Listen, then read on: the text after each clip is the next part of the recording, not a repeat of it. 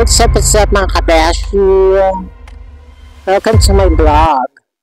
For today's video, nandito na naman ulit ako sa aking kaharian. Kaharian? Oo. Dito sa may ilug-ilugan portion. Yan. Namiss ba ako ng bonggang-bongga? Kasi kayo namiss ko kayo ng bonggang-bongga. Naging busy lang naging busy lang ako sa in the past few days. English in the past few days. Wow! At ayun na nga, diba? For today's video, nandito talaga ako sa may kailugan portion na naman. Kamusta ang lahat? Ngayong umagang ito. Ay, shout out nga pala sa mga bago kong subscribers. Diba? Naway supportahan nyo ka ng bongga-bongga hanggang dulo. Hanggang dulo? Kamusta po kayo? Ang for today's video, may chika ako. Yung karanasan ko na tukol sa duwende, yung bata pa ako. Encanto. Bebe pa ako. Kasi nga yung dati, may hindi ko na ma-describe sa inyo. Basta dito dati may patanim yung lola ko dito. Bata pa ako, mga pala kata ako. 5 years old, 6 years old. Parang ganun. Imot-imot pa ako kasi may mga tanim siya, mga gulayan. May mga gulayan siya dito sa may parting ilog, pababa. Pataniman niya yun. Parang ganito yan. Parang ganyan. May pataniman siya dyan. Pero dito yun sa kabila. Tapos, yun, ito kasi yung ilog na to, yan. Yung pinapaliguan namin noong araw. Yan. Tingin-tingin ako dyan. Pero bawal ako bumaba kasi bata pa ako ba. Lunod portion ako. Kasi ako lang mag-isa, gala-gala, umut-imut sa mga talbusan, di ba? Mukha kaya na talbusan ng lola ko. Dami yung mga pananim na maggulig-gulan. At ayun nga, baktuan na nga tayo, chika. Hindi naglalakad-lakad ako. So, lakad-lakad ako. Tapos may dala akong kahoy. Tapos nakakita ko ng palaka. Oo, nakakita ko ng palaka. Ang laki-laki ng palaka. Parang ito, kasi laki ng ilong ko. Yes. Kasi, hindi na pansin yung ilong ko, baka manuno. Tapos yun, nakakita ko ng palaka. Parang curious ako, kasi nakaiba yung kulay niya. Yung, alam mo yung niya, yung parang kulugo-kulugo niya. Parang parang kumikintab-kintab, bilog-bilog siya. Tapos meron siyang sa noo, yung parang kakaiba yung noo niya. Parang may daya mo na kumikinang-kinang. Ending, syempre bata ka, pilya pala. Pilya? Babae. Tapos yun, mismisigaw sa likod ko. Tapos, yun nga yung palaka na yun. Tapos, distract ako sa may sumigaw sa likod. Oo, yun. Nakita ko kasi palakang. Gano'n ba kakaiba yung tsura. Tapos, syempre bata ka, buhay-buhay ka pa. Nampas-ampas ko ngayon. Pag-hampas-ampas ko, yun, nakita ko na lola ko. Ba't sabi niya, ba't yung nampas-ampas mo yung palaka? Sabi niya, mamaya maaano ka dyan. Tapos, kinagabihan. So, ang sama ng pakiramdam ko. Parang nanghihina ako. Tapos, inuubo-ubo ako. Tapos, yung pag-ubo ko, may lumabas na yung dugo siya, nagbuo siya. Tapos, may green, tapos may ayaw pa dapat siya kumakain. May uud-uud siya, nakakaibang uud. Niluwa akong ganyan. Tapos napaiyak ako, sabi ng nanay ko, ano nangyari sa'yo, ganyan. Tapos, doon ako, parang nanunuka ata kasi galing ko sa ilog. So, mamaya yung pakiramdam. Tapos sabi ng lola ko, dalhin daw ako sa may albularyo. Albularyo kami dito dati, ang galing-galing niya talaga. Kasi nila ako doon, tinawas ako. Alin din yung ng kandila, tulo-tulo doon sa may sa may planggana.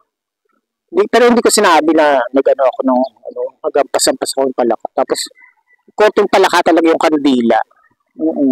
Totoo talaga, niniwala ako. Kasi konting-konting talaga yung kandila na pinatak doon sa may planggana na may tubig. Palaka talaga yung tsura niya. Tapos, kinuwento ko nga doon sa manggagamot. Kaya may ko Encanto, ka ng ang palaka. Parang na siya, yung palaka. Sinampas-ampas ko. Yun. Tapos pinainom sa akin yung ano ng tubig, no? May ano ng kandila. Ganun. Tapos gumagana yung pakiramdam ko. Kinabukasan, okay na ako. Tapos yun. Yung experience ko talaga sa ano. Tapos no, bata-bata pa ako noon. Doon naman ako sa may Manila. Naka-stay kami doon ng kapatid ko.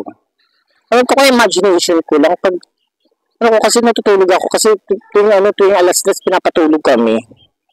Pinapatulog kami ng tita ko. Kasi nung pinatulog ko, may mga nagtatawa ng maliliit. Parang maliliit yung boses niya. So, naisip ko siguro duwende, ganyan. Tapos, yun. Sa imagination ko, may natatawanan sila. Tapos sabi niya, hey, ano gusto mo? Ganyan. Ako tuwan-tuwa naman kasi ang cute-cute nila, marami sila, nakalutang sila na maliliit. Alam mo yung mga yung sa Snow White na ganun yung tsura niya. Pero, nakalutang sila, tapos nagtatawanan sila. Ay, bata. Kasi anong gusto mo? Sabi ganun. Hindi ko malaman kung panaginip pa o totoo o real. Ganun. Pero basta ang alam ko talaga ramdam na ako kitang-kita ng dalawang batok. Ganun yung mga itsura nila talaga. Tuloy yung sa Snow White, may mga bigote, tapos ibang kulay yung suot nila, gano'n. Sabi ng gusto mo, sabi ko, lechon manok, sabi ko. Sabi ko chicken, gano'n. Yung lumitaw yung chicken. Tapos kinain ko daw yung manok, gano'n. Pero masama daw yung pag inaintanto ka daw, tapos inalok ka ng pagkain. Ka daw kakain. Pero ako naman kumain naman ako. Pero mo nangyari sa akin. Oo, tapos hindi ko maintindihan ko talaga kung panaginip talaga yun. Totoo talaga yun. Parang totoo talaga na nangyari sa akin. Bata pa ako. Nakakita ako ng duwende. Pero kung ngayon siguro makakita ako ng duwende. Iba-iba naman kasing klase ng duwende. May masama, may mabuti. Tsaka dapat kahit anong nilalang makita mo, maging mabuti kapag kumbaga magbigay ng respeto ka agad. Galang mo sila, wag mo sila sasaktan o something kasi babalikan ka talaga nila. Ganun yung experience ko sa mga Encanto. Ano pa ba? Oo. Yung kayo, may mga experience ba sa tungkol sa mga Encanto, duwende, comment down below. Oo talaga, real. Walang halong eme. Talaga experience ko talaga yun sa mga Encanto. Hindi ko talaga siya nakalimutan talaga sa buong buhay ko. Kayo, kamusta? So yung mga na-Encanto ninyo na bata, na nausog, o naniniwala din ako sa usog. Kasi nung pumunta kami ng beach, ng mga tito ko, kasi parang yung pa-swimming sa barangay. Pagdating namin doon sa Batangas. Hindi pa kami excited nga lumangoy.